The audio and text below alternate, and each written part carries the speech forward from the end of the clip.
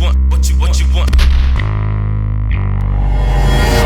What's up, YouTube? FatKings Phil coming at you for week 1 of 2021. I had vertical sleeve gastrectomy back in July of 2013, and I had plastics at 360 back in May of 2020. Details are below. All right, so we have come to the end of the nightmare year that was 2020, but I thought it was worth recapping a few things that happened that were really good in 2020, and what I'm trying to achieve in 2021. So the year started off with my daughter getting her driver's license. She turned 16. She got a driver's license. So that was, I guess, good. I achieved my advanced Scrum Master certification in February. No, it was January still. I hit a great party in February, which was a Roaring 20s party, which we had a lot of fun at. This is before the world ended, right? Work closed down pretty much in March. So a lot of work from home and switching, to that. But it did kind of force me to take stock. We didn't think obviously back then things were going to be going on this ridiculously long, and I would say ridiculous at this point. Some intrepidation about the whole year being an election year did not help, as I've recapped before. But I was on my drive for plastics. I knew what I wanted. I knew that I was specifically had made some life choices for 2020 that were going to require me. We're really around the plastics, really. I just decided, I wanted to stay single for that time. I wanted to basically just focus on my fitness and my eating. So I was working with Stephanie, my coach, to get what I wanted. Of course, in the middle of that, I had to start working out from home, which was very difficult, but still managed to, hit my goal of leaning down as much as I could before plastics, so I get the best results I could get. I think that I got great results. Like we said, a little touch up here at the end of this month, but all in all, that was my big thing in May. 5 pounds of skin gone, 2 pounds of lipo. On top of it, a little bit of sculpting probably happening, like I said, this end of this month. Then we'll just finish that up and I'll be done with that. I am done with many things weight loss surgery related.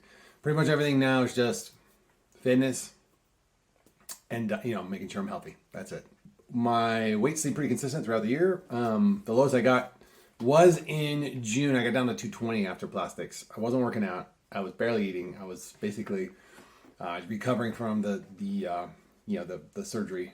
So got pretty low. I think as soon as I started working out, I popped right back up, and pretty much I'm back to 233, about where I started the whole process at. Which having had 5 pounds of skin and 2 pounds of lipo done, that does feel like a gain. It certainly doesn't look like it, but yeah. So we'll see. I'm definitely going to be focusing on leaning back down. I did notice a little bit today, or last night really, just it looked like my inner thighs just looked a little bit thicker. Not that I feel it anywhere in my pants or anything like that, but just I just noticed it myself. So I don't know. I don't really look at my legs that often, right? So let's see. In June, after I'd recovered pretty much, healing with the plastic surgery, I went on lots of walks with my son. We ended up going to we were walking everywhere. It's pretty much all I could do. I couldn't really work out with my plate carrier or anything. I couldn't work out at home. The gyms were closed. And then in July, my son turned 21, so that was kind of a fun thing. Pretty straight-laced guy, so we didn't really do anything crazy or anything. So that was fun. And then gym started opening back up. I want to say it was around September. So finally I got to go back to the gym. I had to go through a couple gyms till I found one I was happy with. My first instinct is where I ended up, which is Planet Fitness. But my ego, like I've said in the past, wanted free weights. So I had started at another gym that I just hated that gym. The vibe just sucked. So August. I actually ended up going to Vegas for a wedding, which was great. It was the first time I traveled since the whole lockdown thing. I needed it beyond belief. My son and I drove up to the Grand Tetons that month as well. Great trip. We got to hike around the lake. We got to hike up to the waterfall. It was, it's something to see. And it was something we could do together, which I just really liked. We stayed in a little cabin. It was awesome. He's not a big traveler, so that was a big deal for me. So that was good. And then about that time, I was kind of feeling that the gym was kind of helped keep me sane, but I was starting to feel that pressure of just constantly being at home. I thought, well, I'm here all the time. I should get a puppy. Now's a good time to train a puppy. So I did end up, so my 49th birthday came and went. Early October, I kind of hit a wall in October. My friend, as you guys know, my friend Jamie passed away in a freak accident, nothing to do with COVID. She was just right on that verge of like really realizing her dreams, and it just really hit me hard. I mean, it was just something on top of everything else. That was the final straw, and I just remember sitting there just sobbing for like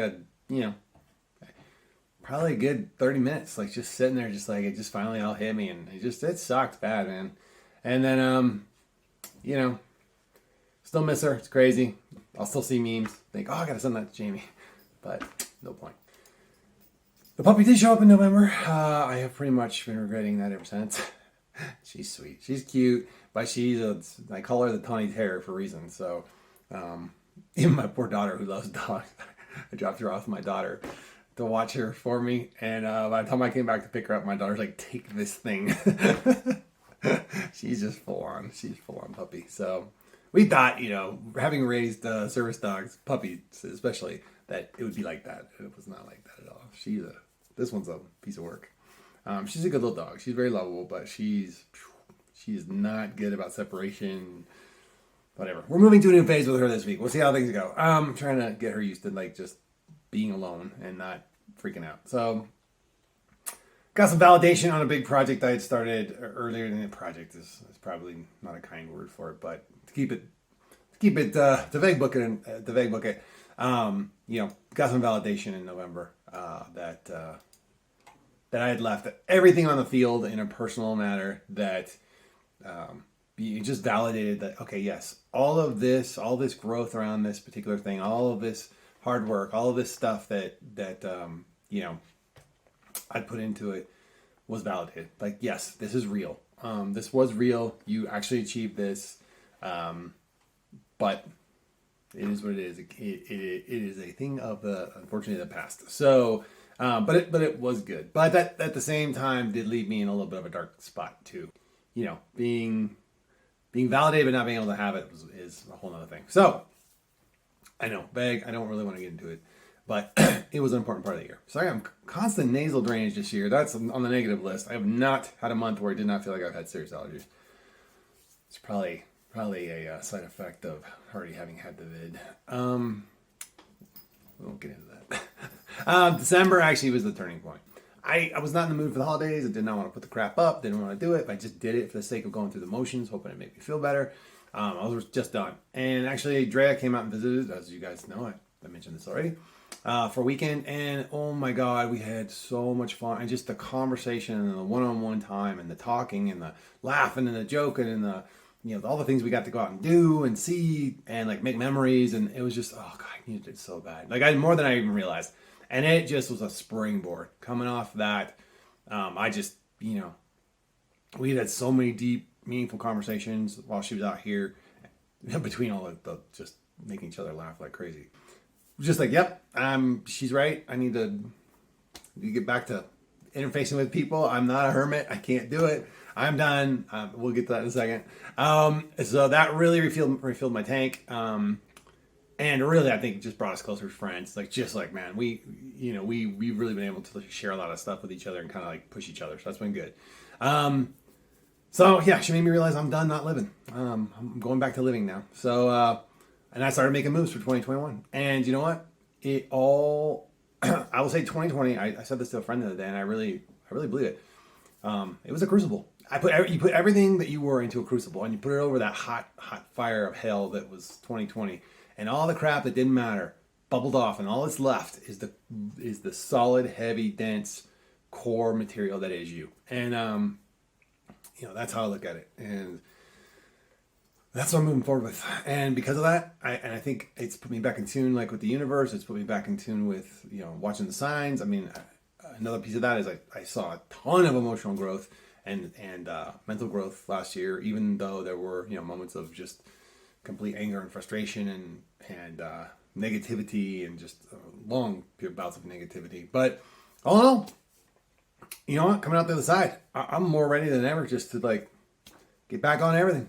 Not that I dropped the ball on working out, not that I dropped the ball on eating that much. But I dropped the ball on living, and that ain't happening anymore. So, and to round out the year, my daughter turned 17, so she's 1 year closer to being able to go to adult jail. I like to tell the kids. Let's talk about the big goals for last year. Maintain fitness plan, which was when I started the year was 3 times a week with HIIT. I killed that. I smoked that. I was working out every day. 5 days a week. Consistently. Even when I was working out from home, 5 days a week. I gotta look over there. Sorry. I know some people like it when I look at the camera. Which is also weird for me to do now because it's on the phone, not my computer. But I digress. The other one was... Shoot. I erased it up. Oh, wait. No, I have it here. Continue emotional and mental health growth. Not just through academics, but through action. So definitely made some huge strides there. I didn't realize how many strides I'd made till I was talking to my counselor the other day, and she pointed out, like, you would not have handled this situation this way even 2 years ago or even a year ago. You know, and like we walked through all the ways. And it was so obvious to me once it was kind of pointed out. I'm like, oh yeah, you're right. This shit works.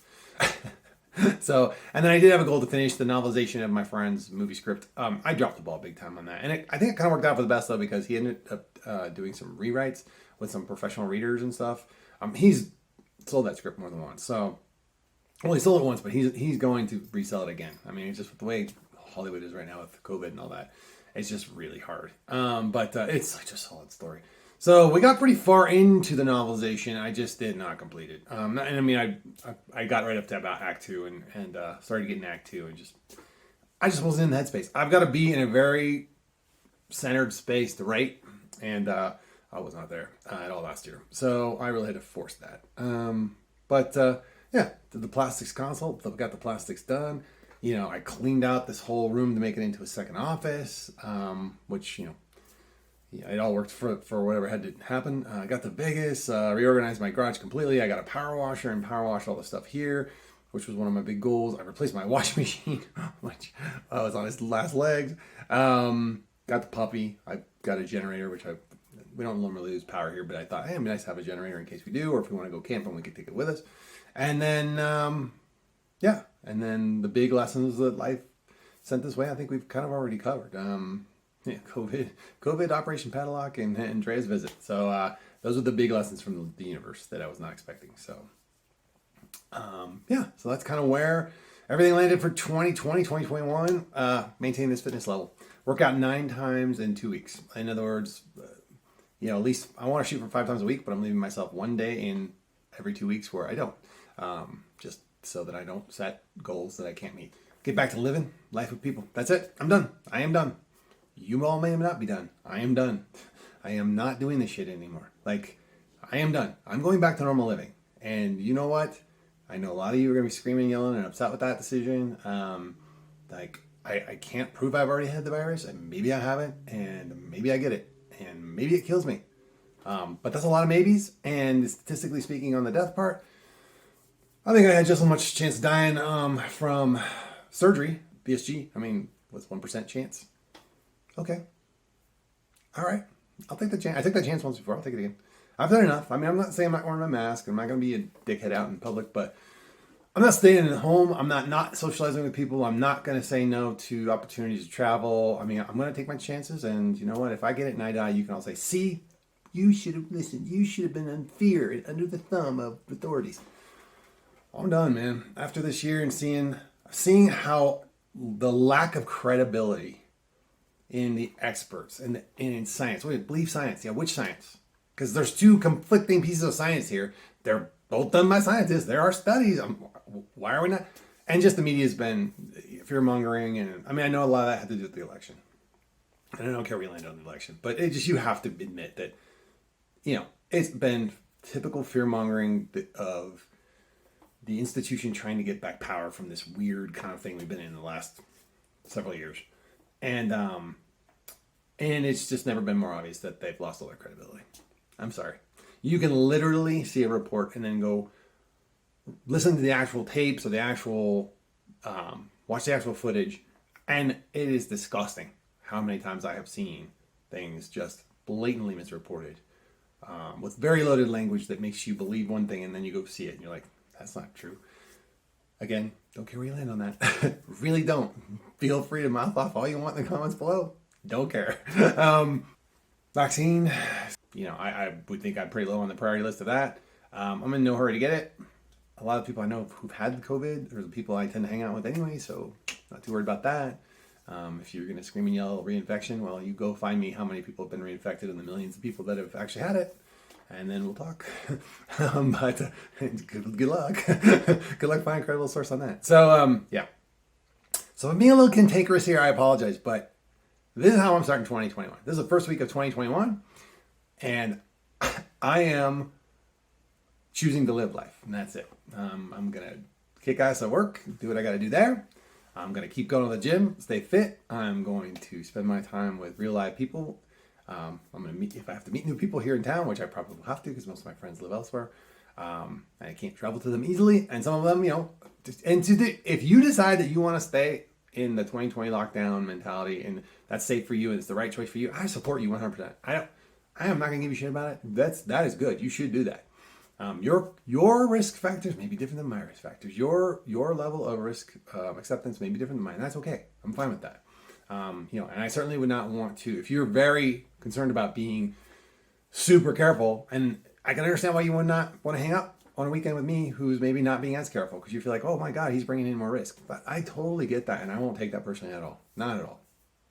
For those of you that I love, I still love you. It doesn't matter. Like I want you to feel safe and happy. But I need to be safe and happy too. Like I need to be happy, and then I'm not happy. I've not been happy for much. So, and like I said, December really showed me that. So that's that. Those are my goals. I got a ton of stuff on my long-term board here. Even stuff on my short-term board, I don't know if I can get to them all because it's going to depend on the availability of being able to go skiing. My daughter is working now, so I don't have my ski partner as much. I may have to find a new ski partner is my point. And then my long-term goals, a lot of these countries are closed off. I can't get to them. But you know what? That's okay. Believe them on the long term. They're long-term goals for a reason. There are places here in the continental United States I can get to and things I can do here. Just wearing a little piece of cloth over my face, so that's fine. So that's my plans. I am getting back to living. Get busy living or get busy dying. That's my story. I'm sticking to it. And maybe I'll lose subscribers. Oh no. Anyway, I sorry, you know me, I can't be too serious for too long. So that's it, folks. Don't think I'll be seeing Scotland or Prague or Switzerland or any of those places this year, but we'll see what happens. Who knows? It's a strange world we live in. But yeah, so all right, stay safe, guys. Be happy. That's my thing. And whatever level of risk you find acceptable, stick with it. And you got my full support. Until next time, remember, it's good to be the king.